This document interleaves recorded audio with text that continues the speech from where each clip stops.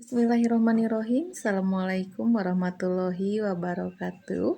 Apa kabar semuanya? Semoga Allah senantiasa memberikan kita kesehatan, keselamatan, serta lindungannya untuk kita semua.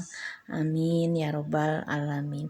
Baik kawan-kawan, untuk pertemuan kedua ini kita akan membahas materi yang pertama, yaitu konsep, sejarah, kedudukan, dan fungsi bahasa Indonesia. Aktif bahasa, namun ketika ada pertanyaan apa itu bahasa, biasanya kita menjawab bahwa bahasa adalah alat komunikasi. Sebenarnya apa yang kita sampaikan tadi tidak sepenuhnya salah, namun lebih tepatnya apa yang kita katakan tadi itu lebih pada fungsi dari bahasa itu sendiri. Sedangkan definisi dari bahasa adalah bahasa merupakan uraian atau bunyi yang dihasilkan oleh alat ucap manusia yang berfungsi untuk berkomunikasi antar sesamanya dalam masyarakat. Jadi kawan-kawan, bahasa itu adalah sebuah bunyi. Bunyi apa? Bunyi yang dihasilkan oleh alat ucap manusia. Apa saja alat ucap manusia? Alat ucap manusia ada bibir, ada gusi, ada gigi, ada lidah, ada langit-langit, ada kerongkongan, pita suara, ada juga otak. Kenapa Bu otak merupakan alat ucap pada manusia? Karena ketika manusia berkomunikasi, berbahasa, dia menggunakan otak. Nah, ada timbul juga pertanyaan, Bu, kalau bahasa itu adalah sebuah bunyi, bagaimana dengan bahasa tubuh atau bahasa isyarat? Nah, sebenarnya definisi bahasa itu adalah sebuah bunyi yang dihasilkan oleh alat ucap manusia. Namun kita tidak bisa menutup mata dari kenyataan yang ada bahwa ada juga beberapa saudara kita yang tidak mampu berbahasa sehingga timbullah yang dinamakan dengan bahasa isyarat atau bahasa tubuh. Nah, begitu kawan-kawan. Lalu dari mana timbulnya bahasa? Bahasa berasal dari udara yang keluar dari paru-paru, menggetarkan pita suara di kerongkongan, kemudian terujarlah lewat mulut. Jadi bahasa itu berasal dari udara. Kemudian ada pernyataan di sini bahasa itu manusiawi, artinya hanya artinya hanya manusia yang dapat berbahasa manusia.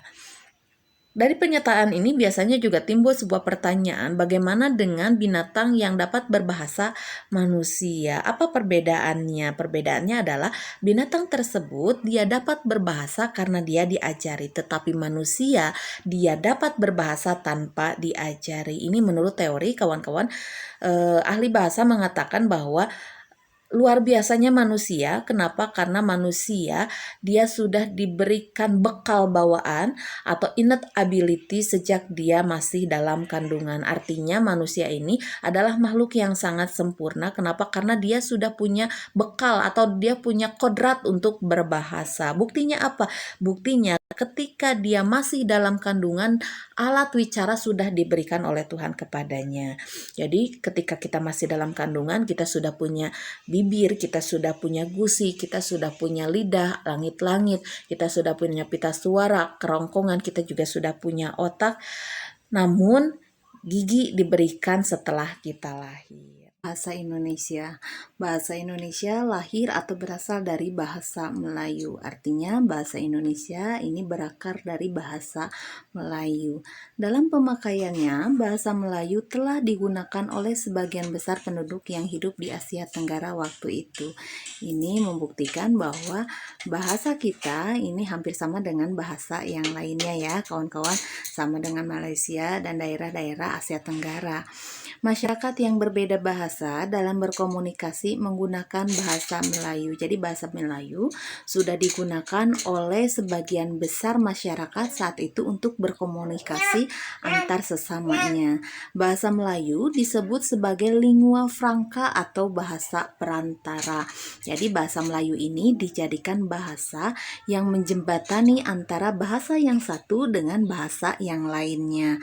Misalnya, Kerajaan Sriwijaya menggunakan bahasa Melayu untuk berhubungan dengan kerajaan yang lainnya. Ini terbukti dari beberapa prasasti yang ditemukan saat itu sudah berbahasa Melayu. Salah satunya adalah prasasti Kedukan Bukit, ada prasasti Bogor, dan prasasti yang lainnya. Baik, hal ini membuktikan bahwa bahasa Melayu mudah dipahami. Artinya begini kawan-kawan, jika bahasa Melayu saat itu digunakan oleh orang Asia Tenggara, itu membuktikan bahwa bahasa Melayu ini sangat mudah dipahami. Bahasa Melayu disebabkan bahasa Melayu tidak mengenal tingkatan penggunaan seperti bahasa daerah dan tidak mengenal tingkatan waktu seperti bahasa asing. Itulah alasan mengapa bahasa Melayu saat itu mudah dipahami sehingga banyak sekali orang Asia Tenggara yang menggunakan bahasa ini untuk berkomunikasi. Pertanyaan, mengapa bahasa Melayu yang menjadi akar dari bahasa Indonesia? Mengapa bukan bahasa daerah sendiri atau bahasa lain? Melayu yang dipilih menjadi akar dari bahasa Indonesia ada beberapa alasannya. Yang pertama, bahasa Melayu sudah merupakan lingua franca di Indonesia, yaitu bahasa perantara, bahasa perhubungan, dan bahasa perdagangan. Yang kedua, bahasa Melayu lebih sederhana. Tadi alasannya ya, kenapa dikatakan lebih sederhana? Karena bahasa Melayu ini tidak mengenal tingkatan penggunaan dan tidak mengenal tingkatan waktu. Yang ketiga, suku Jawa, Sunda, dan suku-suku yang lain dengan sukarela menerima bahasa Melayu menjadi bahasa Indonesia sebagai bahasa nasional. Yang keempat, bahasa Melayu memiliki kesanggupan untuk dipakai sebagai bahasa kebudayaan dalam arti yang luas. Bukan bahasa Indonesia. Yang pertama, kedudukan bahasa Indonesia yaitu sebagai bahasa nasional atau bahasa persatuan. Hal ini sesuai dengan Sumpah Pemuda pada tahun 1928 yang berbunyi, "Kami putra dan putri Indonesia menjunjung bahasa persatuan bahasa Indonesia." Dan kedudukan yang kedua sebagai bahasa resmi negara. Hal ini sesuai dengan Undang-Undang Dasar 45 Pasal 36 yang mengatakan bahwa bahasa negara ialah bahasa Indonesia. Sebagai bahasa nasional, bahasa Indonesia memiliki 4 fungsi. Di antaranya yang pertama, sebagai lambang kebanggaan kebangsaan. Jadi bahasa Indonesia menjadi lambang bahwa kita bangga sebagai bangsa Indonesia yang sudah memiliki bahasa sendiri. Yang kedua, sebagai lambang identitas nasional. Jadi bahasa Indonesia melambangkan sebuah identitas bahwa orang yang berbahasa Indonesia adalah orang Indonesia. Yang ketiga, alat perhubungan antar warga, antar daerah, dan antar budaya. Jadi bahasa Indonesia dijadikan sebagai alat perhubungan, begitu ya kawan-kawan.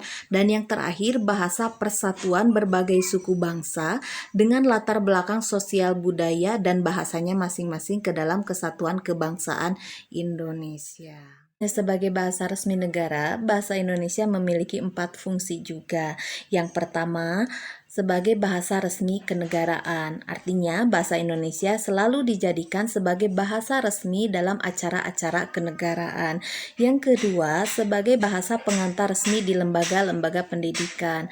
Artinya, bahasa Indonesia selalu dijadikan bahasa pengantar di dunia pendidikan. Yang ketiga, bahasa resmi di dalam perhubungan pada tingkat nasional untuk kepentingan perencanaan, pelaksanaan, pembangunan, serta pemerintahan. Jadi, bahasa Indonesia selalu dijadikan sebagai bahasa perhubungan pada tingkat nasional, itu untuk kepentingan perencanaan, untuk kepentingan pelaksanaan, pembangunan, serta pemerintahan. Dan yang terakhir, fungsi bahasa Indonesia sebagai bahasa resmi negara yaitu bahasa resmi di dalam pengembangan kebudayaan dan pemanfaatan ilmu pengetahuan serta teknologi modern. Indonesia, ragam bahasa Indonesia bermacam-macam bergantung pada sudut pandangnya.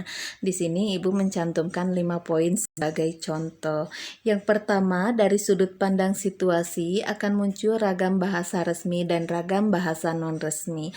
Apa itu ragam bahasa resmi? Ragam bahasa resmi adalah ragam bahasa yang biasa digunakan dalam situasi resmi.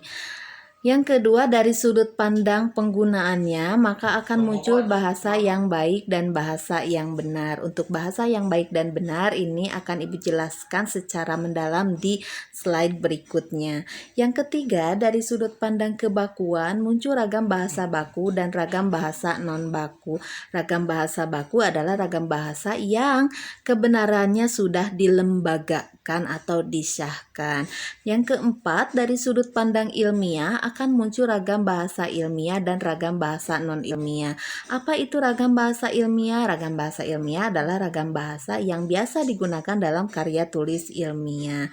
Yang kelima, dari bentuknya ada ragam bahasa tulis dan ragam bahasa lisan. Jadi bahasa tulis dan bahasa lisan ini berbeda ya kawan-kawan. Jadi ragamnya. Jadi ragam bahasa tulis ini adalah ragam bahasa yang biasa kita gunakan dalam bentuk tulisan, sedangkan ragam bahasa lisan ini ragam bahasa yang biasa kita gunakan dalam bentuk lisan atau tuturan secara langsung. Membahas bahasa yang baik dan bahasa yang benar. Di sini Ibu mencantumkan sebuah percakapan antara pembeli dan penjual sebagai contoh agar kawan-kawan lebih paham ya dengan bahasan kita. Di sini ada pembeli yang mengatakan, berapa harga 1 kilo jeruk ini Pak? Kata penjualnya harga 1 kilo jeruk tersebut adalah Rp15.000. Lalu pembeli itu mengatakan, bolehkah saya menawarnya menjadi Rp10.000 per kilo Pak? Kata pedagang itu, mohon maaf belum dapat Bu, paling juga harganya Rp14.000. Lalu pembeli itu mengatakan, kalau begitu saya membelinya 2 kilo Pak dan tolong dimasukkan ke dalam plastik hitam. Terima kasih. Apakah bahasa Indonesia yang baik dan benar? Kemukakan alasan Anda. Jadi dari percakapan antara penjual dan pembeli tadi, apakah itu merupakan bahasa yang baik ataukah bahasa yang benar? Bagaimana menurut Anda? Jawab pertanyaan tadi, kita perlu mengetahui apa itu bahasa Indonesia yang baik dan apa itu bahasa Indonesia yang benar. Bahasa Indonesia yang baik adalah bahasa Indonesia yang sesuai dengan situasi dan kondisi penggunaannya. Hal ini berarti bahasa yang baik pada dasarnya berkenaan dengan kepantasan penggunaan bahasa yang ditentukan oleh konteks berbahasa. Apa saja konteks berbahasa? Yang pertama ada tempat, yang kedua ada waktu, yang ketiga ada pelaku bahasanya, yang keempat ada tujuannya. Jika dilihat dari konteks berbahasa yang 4 ini, maka percakapan tadi adalah bahasa yang tidak baik. Kenapa? Karena tidak sesuai dengan tempatnya, tidak sesuai dengan waktunya, tidak sesuai dengan pelaku bahasanya, tidak sesuai juga dengan tujuannya. Lalu apa yang dinamakan dengan bahasa yang benar? Bahasa yang benar adalah bahasa yang sesuai dengan kaidah. Jadi terjawab bahwa percakapan tadi itu termasuk bahasa yang benar, tetapi tidak baik. Kenapa tidak baik? Karena tidak sesuai dengan konteks berbahasa. Lalu seperti apa bahasa yang baik dan benar? Bahasa yang baik dan benar adalah bahasanya sesuai dengan aturan. Nah, konteks berbahasanya juga tepat. Tepat dengan waktunya, tepat dengan waktunya, tepat dengan pelaku bahasanya, tepat juga dengan tujuan. Contohnya ketika kita menggunakan bahasa resmi dalam sidang, nah itu menjadi bahasa yang baik dan benar.